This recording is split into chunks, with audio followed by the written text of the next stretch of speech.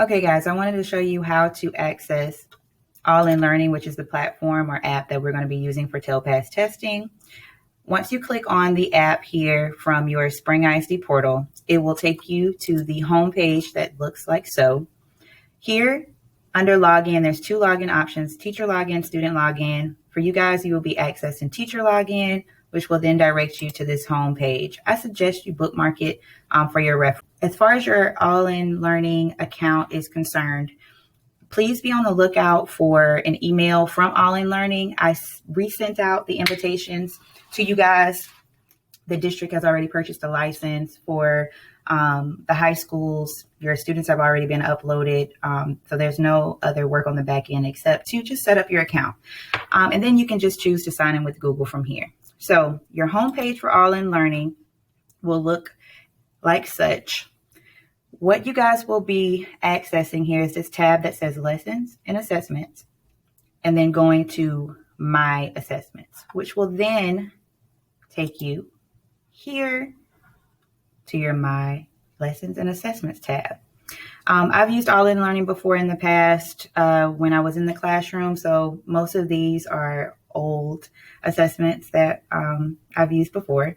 But here I created a fake writing prompt assessment for you guys just to take a look at it. So in order to get your kids started on the TELPAS writing sample, from your My Assessments tab here, your writing prompt that will be shared with you from the ESL department. I believe you guys are going to submit them to Mrs. Vaughn or Mrs. Welsh, so they can actually put them in for you, distribute those assessments out to you and your team so that you don't have to do any of that yourself. Yay, ESL department.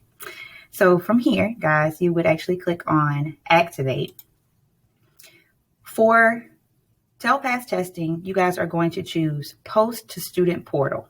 I'll tell you guys more about the student portal later. From there, you will see a list of your classes, all the sections, whether on-level, co-teach, if it is sheltered, everything is here.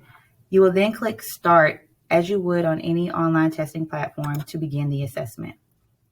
From this window, you will also be prompted to choose some of the settings or parameters that you'd like to set for your assessment. So from here, where it says Choose Engage Options, what you need to do is you need to click Yes for defining a future date or time window for this assessment. I would allot at least 60 minutes, maybe more, for your assessment so that it gives your kiddos time to kind of process the writing prompt and to type it out, because that's what they're going to have to do from their end. I'm just going to go back and click No for the sake of this training. Here, where it says restrict text to speech, leave it at yes. And then the big kicker here is please, please, please choose yes for security settings. This would allow for the computer to either force the student out of the assessment, and it gives you the option of going back in and allowing them access, or actually choosing to submit the assessment from there. Because if a pop-up window comes out, or if a student tries to go out of that window, it will actually kick them out and notify you. And let me show you what that looks like. So we're just going to click Next here. You can look over your options. You're going to click Activate. From here, you'll see where your students are listed.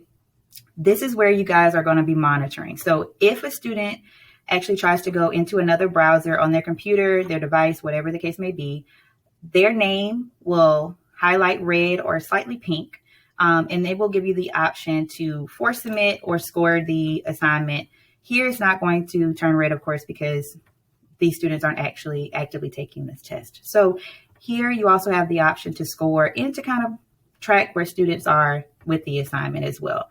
When you get done, you can either leave the session active, which allows students to continue working on the assignment, but if the time limit is up or if the window is up, you click End Session, and it gives you this option only because no one actually took the assessment. So we're going to just end session here. No data is going to be recorded. Reports are not going to be recorded as well. To access your data, you will just simply go to reports here, and I will show you guys that later in a future optional all-in learning training that I will be offering for you guys.